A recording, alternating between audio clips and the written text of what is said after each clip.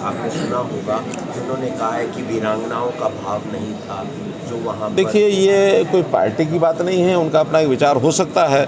उन्होंने अपना एक स्पष्टीकरण दिया भी है और उन्होंने कहा कि मेरा भाव तो ये था कि महिलाओं को भी वीरांगनाएं बनना चाहिए, लेकिन उसको गलत संदर्भ में उन्होंने रखा है। हमारी जो बहनें अपना सिंदूर खो चुकी हैं उनके बारे में ये कहना उचित नहीं है, गलत है।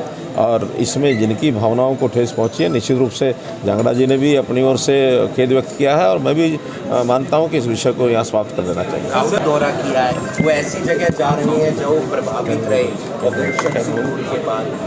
देखिए, देश की एक बड़ी एक त्रासदी जिसको कहना चाहिए, इस प्रकार की जो घटनाएं हुई हैं और उन घटनाओं में जो पीड़ित परिवार हैं वो सामाजिक दृष्टि से सबको सब जगह जाना चाहिए, इसमें कोई आपत्ति नहीं है।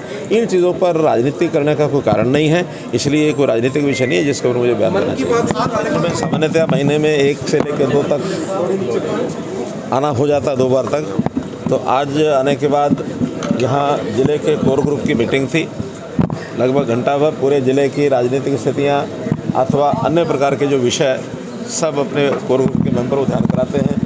आपस में भी हम विचार करते हैं पार्टी के नाते से क्या काम हमको आगे बढ़ाना चाहिए, करना चाहिए। पार्टी के जो कार्यक्रम चल रहे हैं उनके ऊपर, चाहे उसमें तिरंगा यात्रा है या सिंदूर यात्रा है अथवा एक भारत श्रेष्ठ भारत के अंतर्गत जो अन्य प्रांतों के साथ हमारे संबंध बनाने के प्रोग्राम चलते हैं, उस पर भी चर्चा हुई है। पार्टी के काम को कैसे आगे बढ़ाया जाए।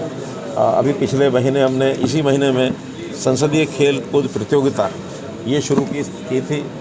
इसी पहलगांव का ये जो सारा विषय आया उसके कारण से उसको बीच में एक बार स्थगित किया गया था। आज उसका समापन कार्यक्रम यहाँ करनाल में रखा गया है। इसमें कबड्डी, खो खो 2 टीमों के जो श्रेष्ठ टीमें हैं उनको सम्मानित भी किया जाएगा, उसका समापन होगा। तो इस प्रकार के कार्यक्रम के माध्यम से आज हम आगे बढ़ रहे हैं। भारत चौथी अर्थव्यवस्था बन गया है, नीति आयोग की बैठक में भी आया है, कुछ कहना चाहेंगे इसके ऊपर? देखिए, हाँ, बहुत बड़ी उपलब्धि है। देश लगातार मोदी जी के नेतृत्व में आगे बढ़ रहा है। जो हमारी कभी 10 साल पहले पहली और यानी चौथी और 5वीं से भी नहीं बल्कि 8वीं 10वीं अर्थव्यवस्था मानी जाती थी, वो आगे अर्थव्यवस्था ठीक होते होते आज हम देश दुनिया भर की चौथी अर्थव्यवस्था के ऊपर आ गए हैं। अभी जापान को हमने पछाड़ा है और मैं समझता हूँ 2027 तक हम दुनिया की तीसरी बड़ी अर्थव्यवस्था में पहुँचेंगे। $5 ट्रिलियन तब तक हमारी अर्थव्यवस्था होगी और 2047 तक हम एक और बड़ी छलांग लगा करके हम अपेक्षा तो करते हैं कि कहीं पहले दूसरे स्थान पर भी पहुंच जाए। लेकिन देश की अर्थव्यवस्था को आगे बढ़ाने का जो कार्यक्रम मोदी जी ने दिया है, शायद दुनिया का कोई और नेता इस प्रकार सोचता हो।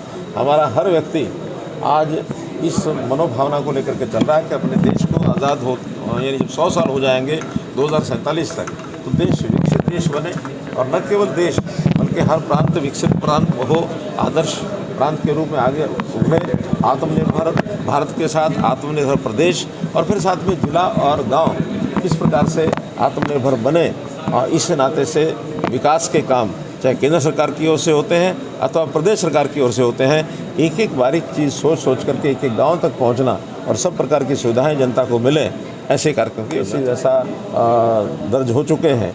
अभी आगे न बढ़े इसके लिए हमारा स्वास्थ्य विभाग, केंद्र सरकार सब लोग बड़े सतर्क हैं। कल भी नीति आयोग की बैठक के अंदर भी ये विषय आया था, तो सब तरफ ध्यान है इस विषय को आगे ना बढ़ने दिया जाए। फिर भी हर चीज़ के लिए उसकी यानी एक सावधानी ये बरतनी चाहिए और उसकी तैयारियां सारी हमारी पहले से जैसे हैं वो सब तैयारियों को बखूबी सबके नज़र हुआ है, ध्यान किया हुआ है। जो भी कोई इस प्रकार के उपाय करने होंगे सबके लिए उपाय किए जाएंगे।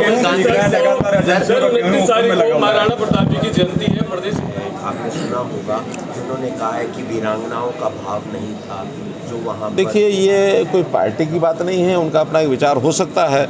उन्होंने अपना एक स्पष्टीकरण दिया भी है और उन्होंने कहा कि मेरा भाव तो ये था कि महिलाओं को भी वीरांगनाएं बनना चाहिए, लेकिन उसको गलत संदर्भ में उन्होंने रखा है। हमारी जो बहनें अपना सिंदूर खो चुकी हैं उनके बारे में ये कहना उचित नहीं है, गलत है। और इसमें जिनकी भावनाओं को ठेस पहुंची है, निश्चित रूप से जांगड़ा जी ने भी अपनी ओर से खेद व्यक्त किया है और मैं भी मानता हूं कि इस विषय को यहाँ समाप्त कर देना चाहिए। सर, कोरोना के केस बढ़ रहे हैं लगातार प्रदेश में।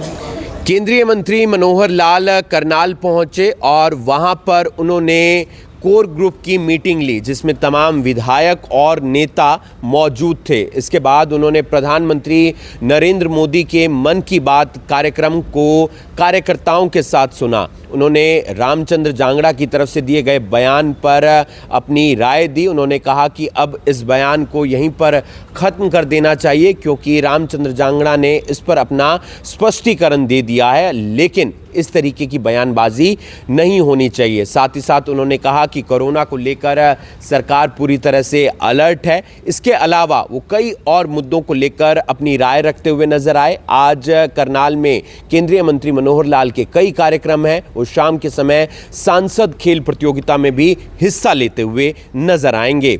आप देख रहे हैं अभी ब्रेकिंग में हूं आपके साथ हिमांशु नारंग। धन्यवाद।